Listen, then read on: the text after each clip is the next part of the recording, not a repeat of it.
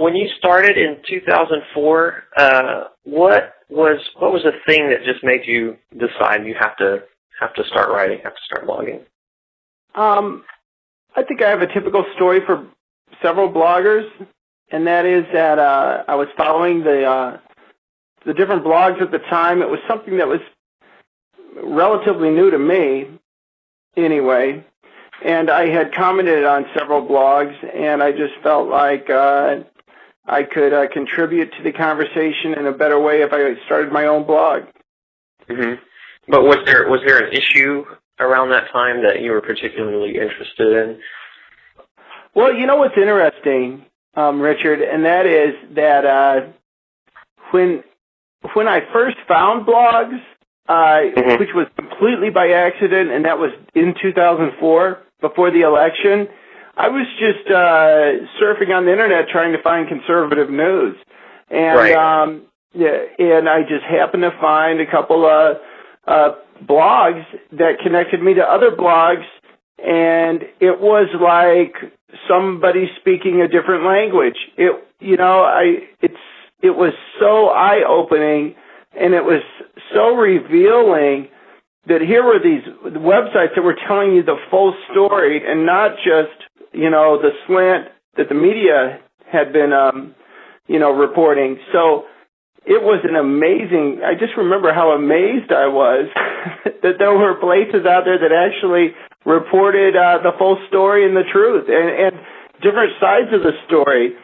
So, because I think, like a lot of Americans, I was frustrated at the time with some of the news you'd hear, and you can pick up the bias here and there, but the longer I've blogged, the more I understand just how entrenched our media is with liberalism. It's really opened my eyes over the years.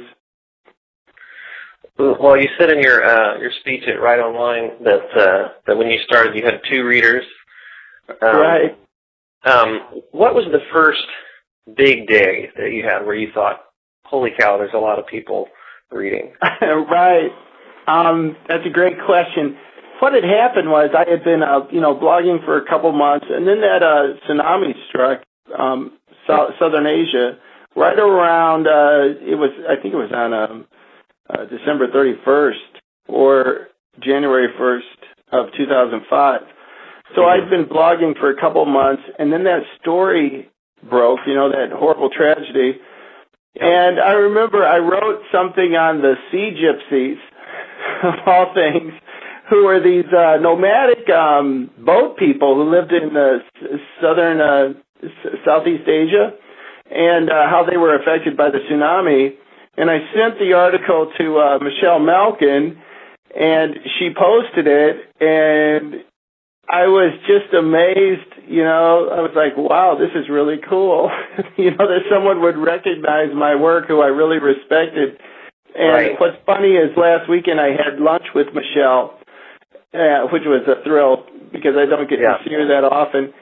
And I told her once again about this story about the sea gypsies, and we were laughing about it. But it was that little story that gave me my first big link at the time. And that was a huge thrill. I remember calling my brother about it.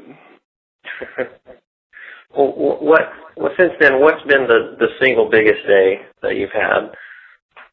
I've had a few stories. It's interesting the longer you blog, and I'm really I put up several posts a day. There's been some stories that have been huge stories around the country and for me. I mentioned it right online. One big story I had was right before the 2008 election, I had been following the LA Times for this one report they had written about Barack Obama being with these radical extremists at a party and how he was toasting them, and it was a big event. There was a lot of anti-Jewish sentiment there, a lot of speeches that were, something that most Americans would have been appalled by. But there was Barack Obama in the middle of it all, toasting people. And his friend, it was for one of his dear friends, and the LA Times said they had a tape of this, and I had waited for months for them to release a tape. I finally called the talking about author Khalid of the Rashidi, story. right? Pardon me? You're talking about Khalid Rashidi, right? Exactly. Khalid Rashidi, who was moving to Columbia University in New York from Chicago. Mm-hmm. So I called the LA Times, and they said they weren't going to release the tape. So, a couple weeks before the election, I was like, this is crap. They need to release this tape. So I put something up about it, and the story really grew over the weekend as more and more people heard about it, which, of course, was something the mainstream media hadn't touched. They didn't even touch the fact that he was at this party. The Right. media's been so corrupt since, for especially the past several years, since Obama's been around. Within a couple days then, there were protests outside of the LA Times office demanding that they release the tape. That's an amazing feeling when you're in St. Louis and you Right. see that something you wrote is having that kind of an effect. So it ended up being a good story, a big story, and it certainly was one of the big stories before the election on the conservative side anyway. So that was one of the big ones I had, I think. Another big one that has happened since then has been Van Jones, and you really were one of the first people to really dig into his background, which you also talked about at Right Online. Like, what was the thing that were like, hey, I need to look into this guy? What prompted you to look into Van Jones? Well, he's such a radical and such a kook. And somebody even gave me a tip at the conference last weekend on something else he said that I haven't posted yet, but it's just as nutty as everything else he's done. So I was following him closely, and then what was interesting was, and this is how blogging works, one of my commenters put up this link saying, hey, he signed this document, a truther document, and it was an anonymous commenter, which is interesting. And so I posted the story and posted screen grabs of where he had signed this document, which was a truther document, and blaming George Bush for the 9/11. And within 2 days, then he resigned. Now that night, Glenn Beck had advertised all day how he was going to break this big story on his show. It ended up being my story. He never did give me credit for it. Uh-oh. But it was, which was unfortunate. But several of the other Fox shows did mention, where they got the story. And when Van Jones stepped down 2 days later on Fox News Sunday, they gave me credit for breaking the story. So that was a big one. Yeah. Well, with him gone, who do you currently see as the most dangerous member of Obama's inner circle? Oh, that's a great question. And, what's so funny is he's not gone, Right. He's officially not there. Yeah, someone who is this radical, has such a crazy background of, pushing green jobs and communism, and it's really social justice. It's all this same garbage of redistribution. But he's starting another group. It was announced just this week. Mm-hmm. So, that clown is not gone. The biggest one right now in its administration, I think Holder's really showing himself lately. With the gun walker program that's come to light, and it looks like Holder was not honest with the House, one of the committees there, in his testimony. So I think he's the latest radical that is coming under fire. Right. Well, if you could summon the entire power of the universe and let Americans know about one issue, like everybody in the whole country hears about one issue, what would it be? For today, of course, that's different day in and day out.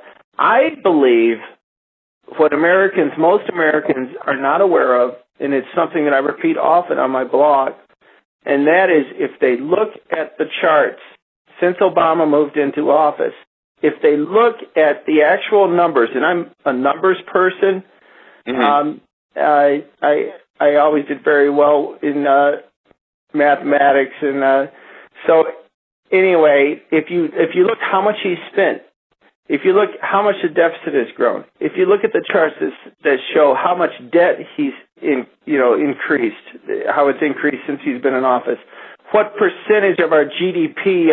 There was an article this week that he's nearly doubled the debt per GDP ratio from 32% from 36% to 70% by the end of this year. Unheard of. These are numbers the media is not showing the American public. These are charts that the media is not showing the American public, and that's why I put them up as often as I can, because it's information the American public does not know, does not understand, and it shows absolutely and clearly how Barack Obama has destroyed our economy. You know, I Googled you, and you've been called all kinds of things. You've been called a liar, evil, homophobe, racist, and, I mean, you could go on and on. Does any of that ever bother you? Not really. I'm sort of surprised at some of it, but maybe not so surprised. No, I don't think it's ever bothered me unless they really just outright lie about me. I don't think anyone likes to be lied about. And, I'm not a homophobe. I don't believe I'm a racist. I do get upset, like even today there was another story in the St. Louis paper where this gay man was beat up by this gang, and the media, just like they do all over the country, they won't tell you that this was a gang of black youth. When the same sort of event happened a couple of months ago and they killed a Vietnamese man here in town, some gang members.